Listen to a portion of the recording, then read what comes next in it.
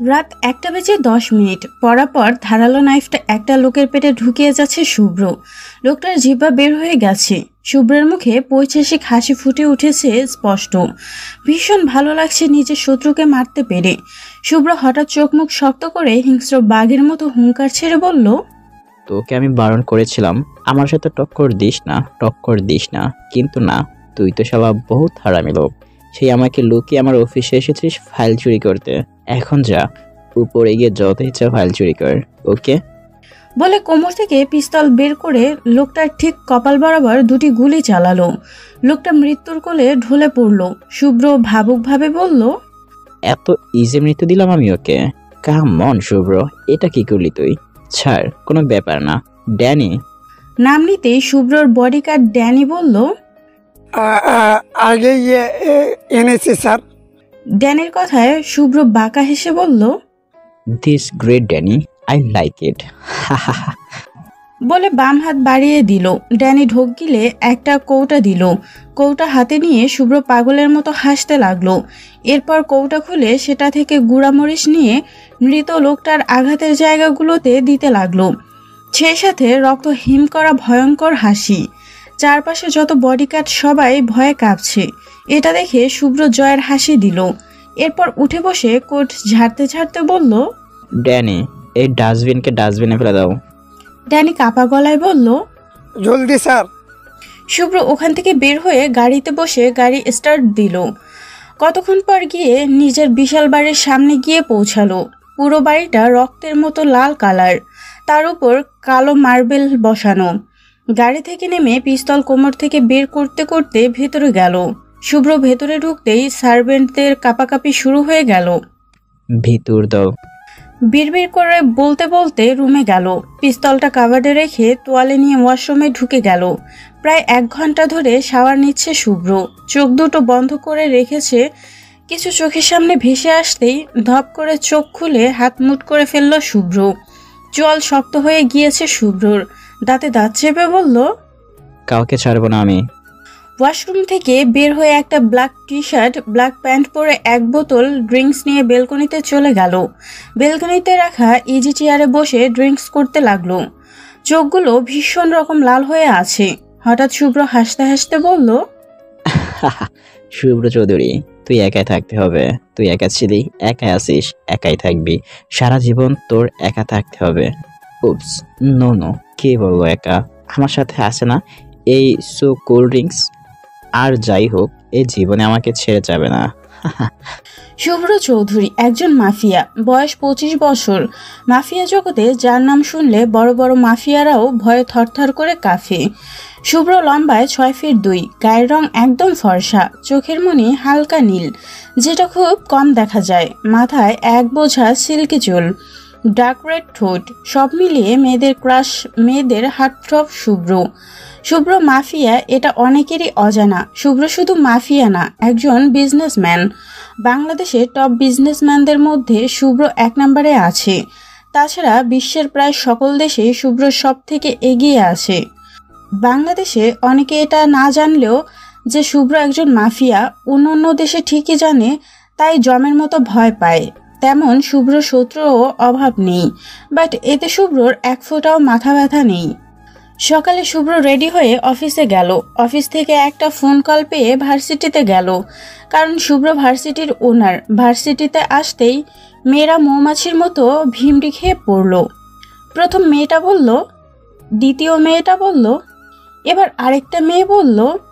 শুভ্রর মেজাজ গরম হয়ে গেল। শুভ্র রেগে চেঁচিয়ে বলল, স্টুপিড। রেগে এবং চেঁচিয়ে জোরেই বলে উঠল। সব মেয়েরা কাঁপাকাঁপি শুরু করে দিল। শুভ্র দাঁতে দাঁত চেপে বলল, আউট, জাস্ট গেট আউট। সবাই মানে কেটে পড়ল। শুভ্র হনহন করে উপরের রুমে চলে গেল। শুভ্রকে দেখেই প্রিন্সিপাল বলল, আসুন মিস্টার শুভ্র।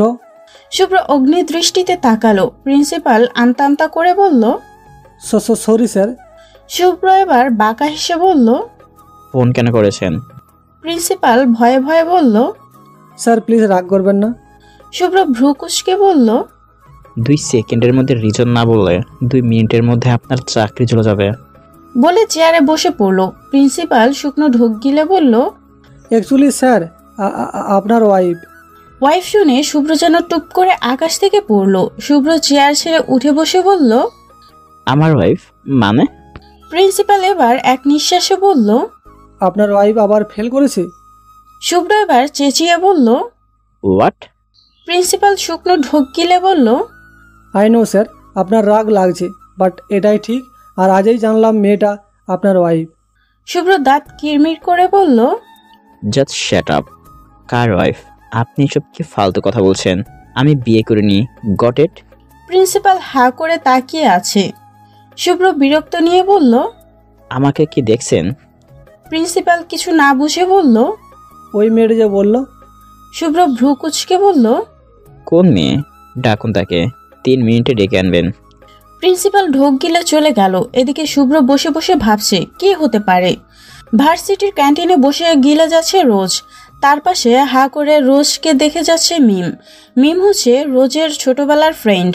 রোজ খেতে খেতে ভ্রু কুচকে বলল, কিরে, বাপের জন্মে খাসনি?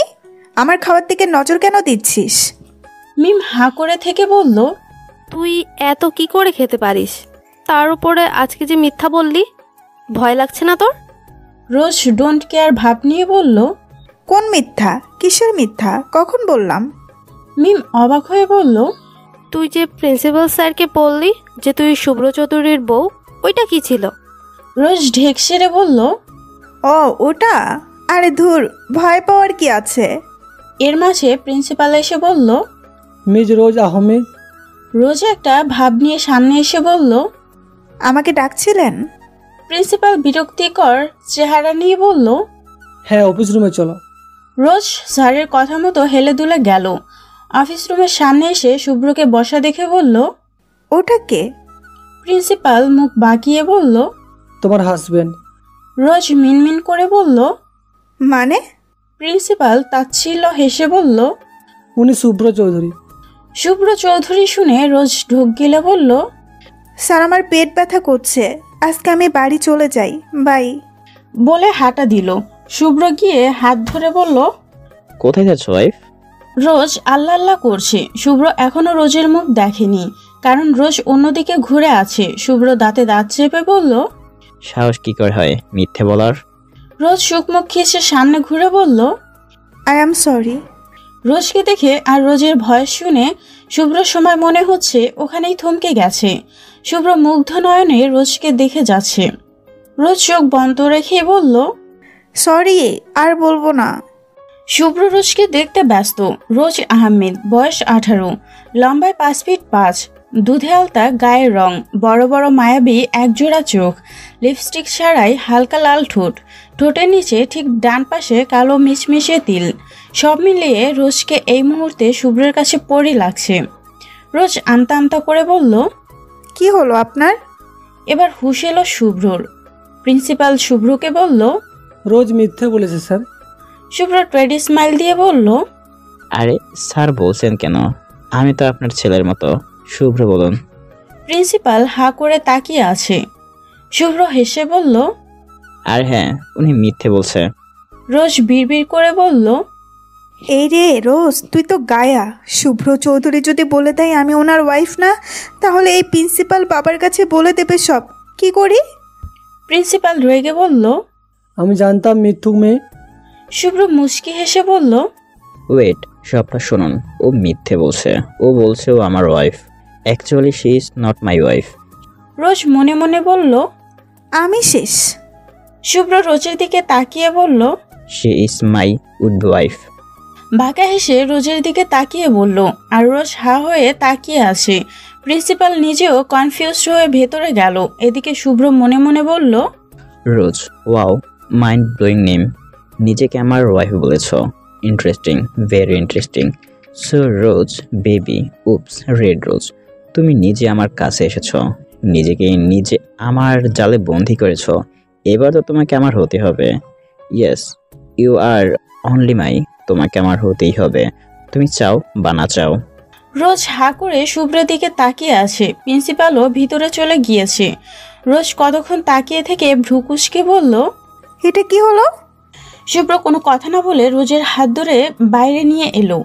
এদিকে রোজের হাত ধরায় রোজ রেগে বোম হয়ে আছে। শুভ্র রোজকে পার্কিং সাইডে এনে বলল। হ্যাঁ, তো কি বলেছিলে? রোজ কপাল কুঁচকে বলল। আপনি স্যারকে মিথ্যা বললেন কেন? শুভ্র ভ্রু নাচিয়ে বলল। তা মিথ্যে আগে কে বলেছিল শুনি? আমি যদি ওনাকে না বলতাম যে তুমি আমার ওয়াইফ, তাহলে উনি তোমাকে ভার্সিটি থেকে বের করে দিত। রোজ এবার নরম কাটলো। শুভ্র ডান হাতের দুটো আঙুল কপালে ঘষতে ঘষতে বলল। হ্যাঁ, তো তোমার কথা অনুযায়ী তুমি আমার ওয়াইফ, রাইট? রোজ শুকনো ঢোক গিলে বলল। দেখুন, আমি আসলে শুভ্র এদিক ওদিক তাকিয়ে বলল। তুমি আসলে কি? রোজ কিছু বলতে যাবে, তখনই সেখানে রোজের ফ্রেন্ড মিম এসে বলল। রোজ, তোকে প্রিন্সিপাল স্যার ডাকে। রোজ মিনমিন করে বলল। কেন? মিম মুখটা বাঁকিয়ে বলল।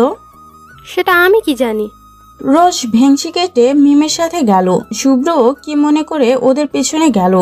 রোজ কোনো রকম নিজেকে ঠিক রেখে প্রিন্সিপালের রুমের সামনে এসে বলল। আসবো স্যার? প্রিন্সিপাল মুচকি হেসে বলল।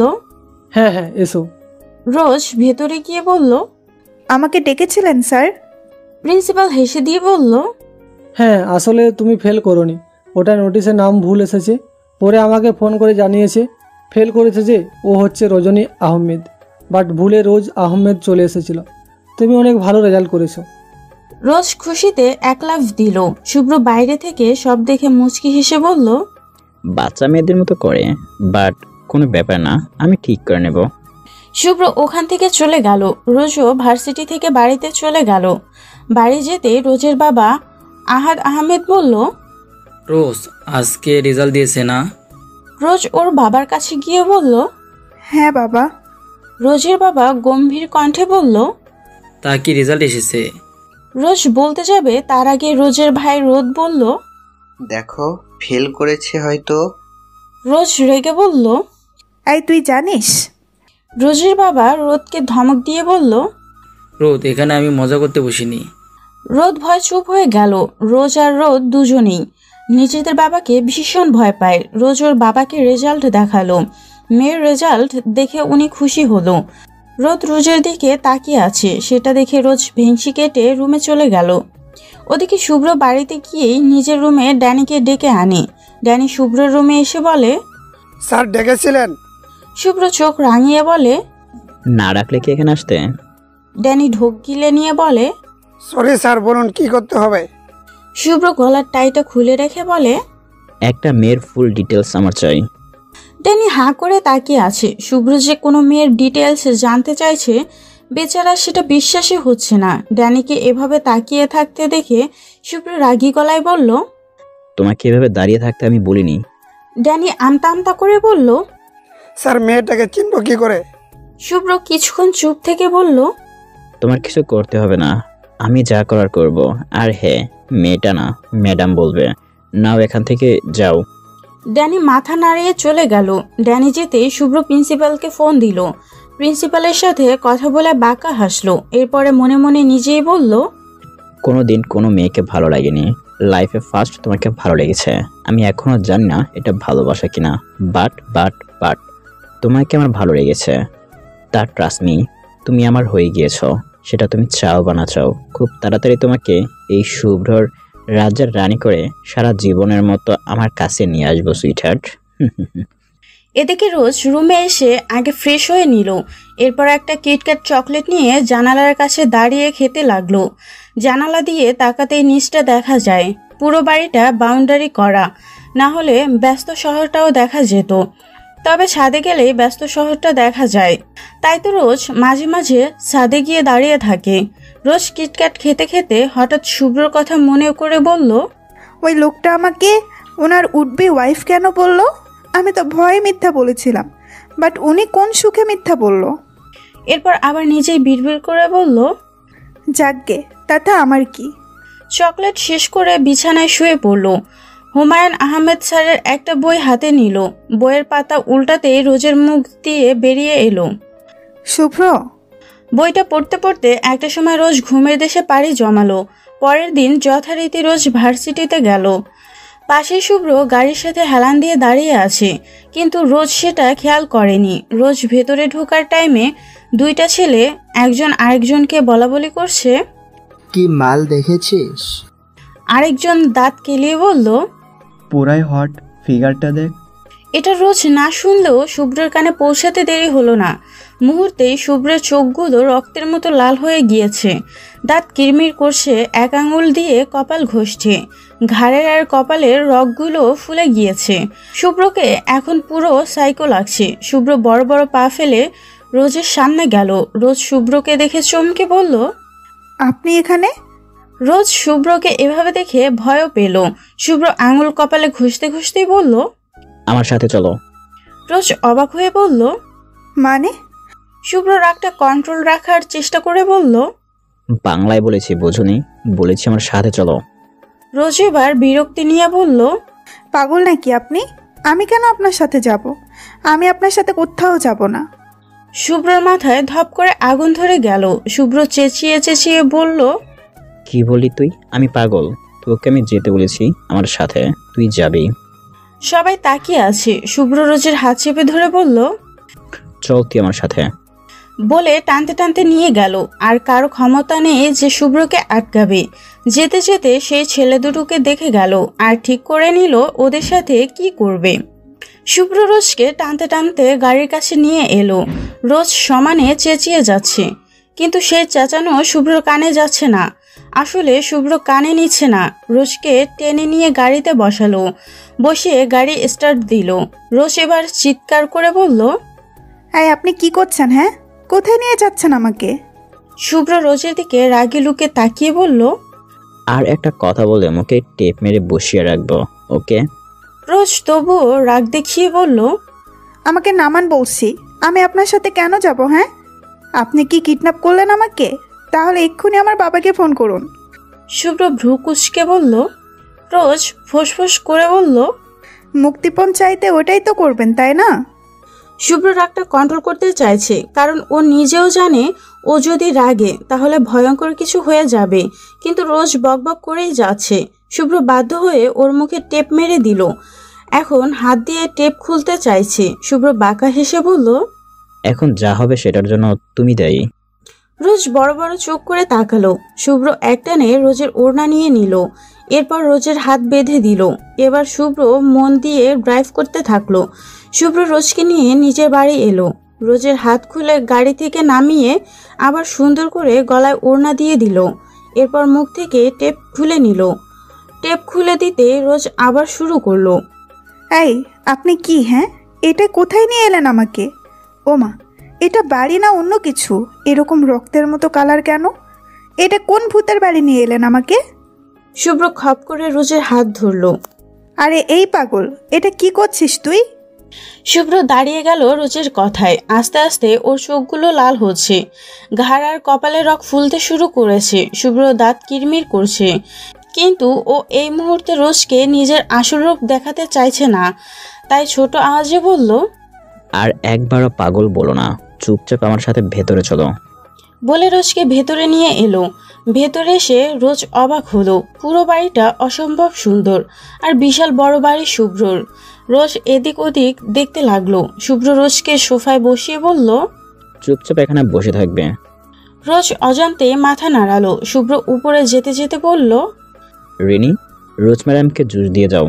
বলে উপরে নিজের রুমে চলে এলো। ড্রেসিং টেবিল থেকে গানটা সরিয়ে রাখলো। এরপর ফ্রেশ হয়ে একটা কফি কালার টি শার্ট আর ধূসর কালার প্যান্ট পরে নিচে এলো। এসে দেখলো রোজ জুস খাচ্ছে আর চোরের মতো বড় চোখ করে এদিক ওদিক দেখছে। শুভ্র সেটা দেখে মুচকি হেসে এগিয়ে বলল, বাড়িটা পছন্দ হয়েছে ম্যাম? রোজ ভ্রু নাচিয়ে বলল, পছন্দ হলেই বা কি? এটা কি আমার শ্বশুর বাড়ি নাকি? শুভ্র সোফায় বসতে বসতে বলল, বাট তোমার স্বামীর বাড়ি হতে তো পারে। রোজ গোল গোল চোখ করে বলল, মানে? শুভ্র ডেভিল হেসে বলল, কিছু না, বসো। শুভ্র পাশে এসে ড্যানিকে ফোন করলো। এরপর ছেলেগুলোকে ধরে নিতে বলল। রোজের পাশে এসে বসলো। রোজ জুসটা শেষ করে বলল, এবার আমি বাড়ি যাব। শুভ্র এবার রোজকে নিয়ে নিজের রুমের দিকে পা বাড়ালো। রোজ কপাল কুঁচকে বলল, হ্যাঁ, আপনি কথায় কথায় হাত ধরেন কেন? আর এখন আমাকে কোথায় নিয়ে যাচ্ছেন? শুভ্র রোজকে নিয়ে নিজের রুমে এলো। রোজ রুমটাকে চোখ বুলিয়ে নিল। সবকিছু ঠিকই আছে, বাট সেই এখানেও রক্তের মতো কালার করা। এটা দেখে রোজ বলল, আপনি কি রক্ত পছন্দ করেন? এটা কোনো কালার হলো? হ্যাঁ। শুভ্র হেসে বলল। তোমার পছন্দ না হলে চেঞ্জ করে নেব। রোজ একটু চুপ থেকে বলল, দেখুন, এবার আমার বাড়ি যেতে হবে। শুভ্র রোজকে চোখ টিপ মেরে বলল। ওকে রেড রোজ, চলো। রোজ বিরক্ত নিয়ে বলল, যত সব পাগল।